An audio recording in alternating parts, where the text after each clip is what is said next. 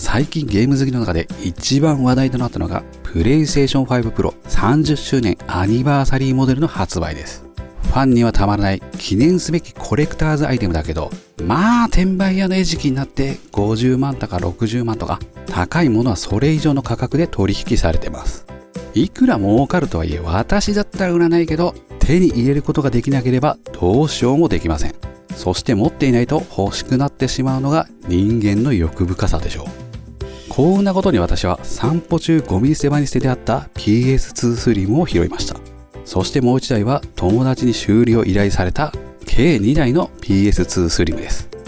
30周年どころか PS5 じゃないっていいじゃないですか。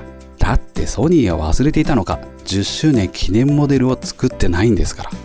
だから私がこれで10周年モデルを作って30周年モデルを手に入れたいという欲求を満たしてやりたいと思います。まずはこれらが動くか試します。そしてここで気づいたんです。 AV 端子を HDMI に変換するアダプター、これをみんなでドカボンザワールドしようってことで友人宅に置いて帰ったことに。ないならないで仕方ありません。わざわざテレビを使うのは面倒なんで、とりあえず電源が入るかだけはチェックします。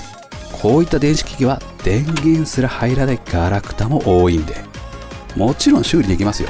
ただその過程が非常に面倒なんで、電源が入るか入らないかってのは大切です。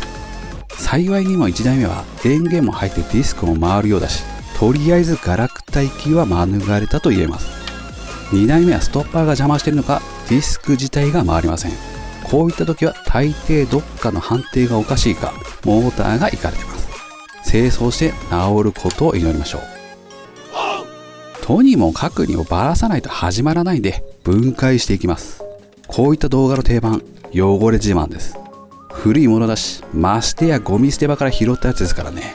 ホコリの一つや二つ入ってないわけがないんだけど、真似してアピールしておきます。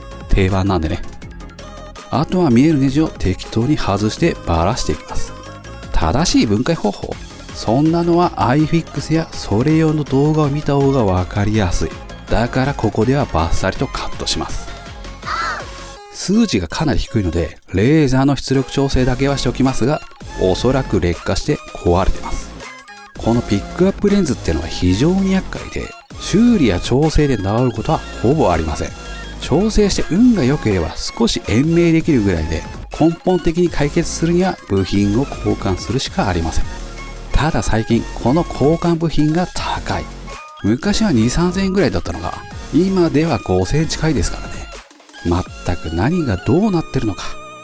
ただ今回は見てくれが良ければいいんで、交換はせずに調整と清掃ぐらいにしておきます。スイッチ類は動きはしてるんで、まずは清掃します。この後に本来の性能、いわゆるちゃんと作動するようになったか確認して OK なら、これ以上できることはありません。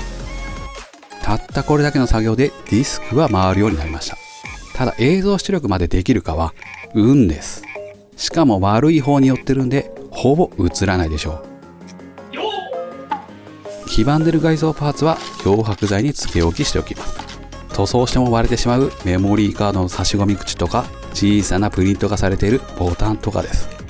長時間つけるのはプラスチックが傷むので、ブラックライトを使って黄ばみ取りを促進させます。こうしておけば大抵1日か2日で黄ばみが取れるでしょう。あとは塗装前に細かい研磨と汚れを取ってから塗装します。色はもちろん初代 PS カラーです。こう見ると雑に塗装しているように見えるでしょうが、実際その通りです。撮影しながらの塗装はいろいろと気配りしながらと難しすぎる。他の人は一体どうやってやってるんだと気になりますね。もちろん最後には綺麗に仕上げます。初代 PS カラーの2色を使っていい塩梅になるように、細々とした作業もディテールにこだわってきちんとこなします。塗装しても割れるであろうメモリーカードの差し込み口も当たらない部分に墨入れを施します。やはりソニーのロゴはシルバーでしょう。ただ車用の塗料なんで中の金属フレークが大きくてメタリックになってるかもしれないけど、そんなのを気にしてたら作業は進みません。友人宅から変換アダプターを持ち帰ったんで映像を出力できるか試します。無理だと分かっていても延命できたかもしれないので。起動画面は電源が入る時点で映ると思っていたので次です。まずは PS1 の CD をセットして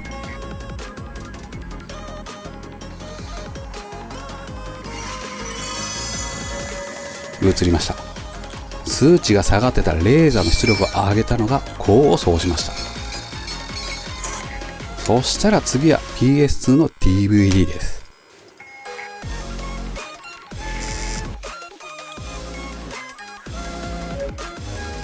まさかこっちも延命措置で動くとはラッキーです。一応修理を頼まれた友人の PS7500 番のテストをします。若干ですが捨ててあった7000番とは形が違います。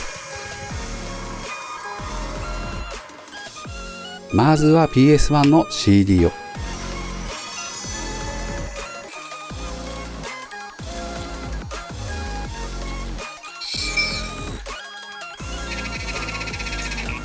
映ったけど異音がします。やはり CD に傷が。 DVD の方を試しますが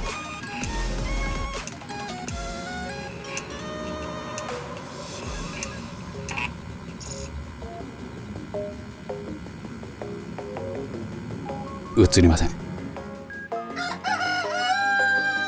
少しばかり出力調整しました。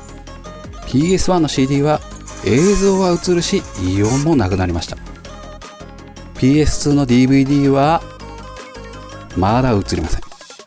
こういった時は壊れるまで出力を上げてみるべきです。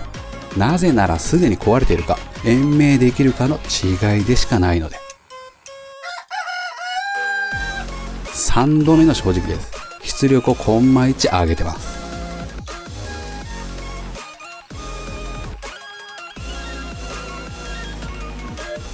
映りましたね。まあ私の手にかかればこのぐらいのことはネットで調べてちょいのちょいです。そしてこのような情報を残してくれた先人の方には感謝ですが、これは修理ではなくあくまで延命です。レーザーなんていう超精密機器はこういったことで治ることはほぼないんで。ディスクの再生ができることを確認したんで、あとは PS1 のカラーに塗装した外装を取り付けていきます。ここで傷つけてしまうと全てが台無しになるので、なるべく慎重に。メモリーカードの蓋を取り付けます。この辺からは真似した方が組み方を忘れた時のために記録として残しておきます。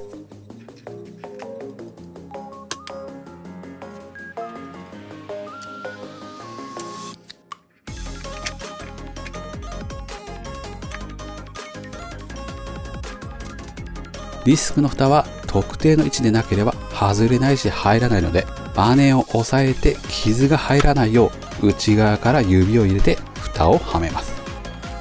あとは細かいパーツを取り付けて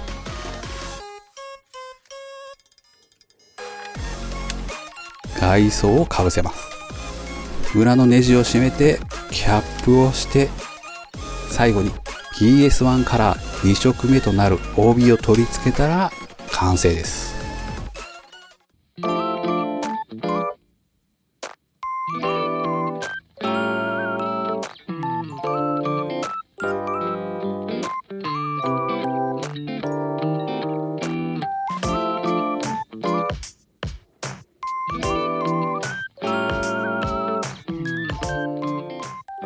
ついにできました。これがソニー未発売のプレイステーション2スリム10周年アニバーサリーモデルです。まあ偽物というかパチモンですが上出来です。プリントが消えてしまうので塗装できなかったボタン類と塗装が剥がれてしまうであろうコントローラーやメモリーカードの差し込み口は白いですが、ソニーのロゴ、そして PS2 のロゴが青く輝いているのがまたいい感じです。これは売れますね。ぜひソニーさんから正規品として出してもらいたい。だってここまでいいデザインになってしまうと正規品が欲しくなるってのがファンです。もちろん私はこれを大量生産して販売するなんてことはしません。コレクションとして取っておくし、 PS2 のゲームがしたくなった時これを使うつもりです。ただ偶然にも2台あるし、白ベースじゃなくて黒ベースだとどんな感じになるか見てみたい。もしかしたら市場に流れることがあるかもしれない。